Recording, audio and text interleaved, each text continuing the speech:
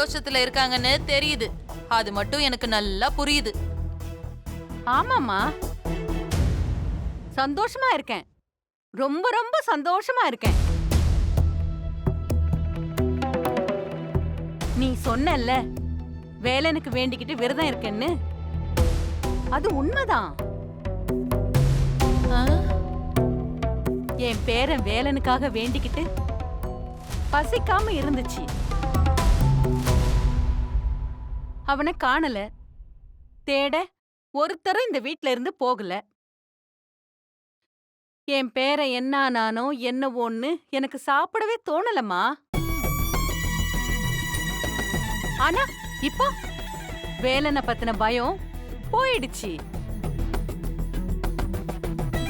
அதான் பசி பசி அதிகமா பசி வந்துருச்சு.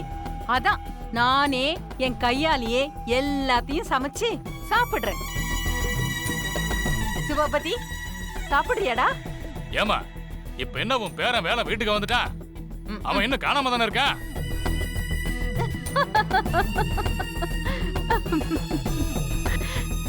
உங்களுக்கு தெரிஞ்சது அவ்வளவுதானே?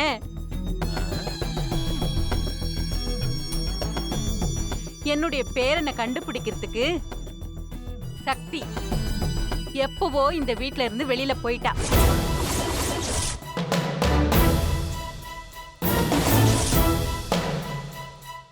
இனி அவ என் பேரன் வேலனோட தான் இந்த வீட்டுக்கு வருவா. என் பேரன் கண்டிப்பா கிடைச்சிருவான்.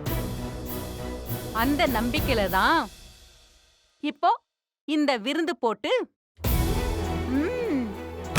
டேய் பெரியவனே, டேய் மாமா, டேய் தென்னரசே, பெரியவனே, டேய் டேய் சீக்கிரம் வாடா.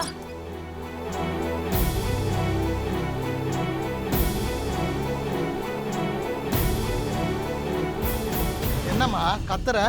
ஏன்பா என்ன தூக்கத்துல இருந்த? சொல்லுங்க. டேய் நல்லா தூங்குடா. டேய் டேய் டேய், உன்னை நம்பி நான் அவளை விட்ட பாரு. என்ன சொல்லணும்டா? என்னப்பா சொல்ற? என்னையா கேள்றா? ஒரு பொம்பளை புள்ளைய வீட்டுல பூட்டி வைக்க முடியல. நீ எல்லாம் என்னடா பஞ்சாயத்து பண்ண போற? அப்பா உள்ளதான் பாருக்கா. டேய், அவ தப்பிச்சு போயிட்டா. உன் பாட்டி பாத்துருக்காங்க. சீக்கிரமா போட, அவளை பிடிக்கணும்.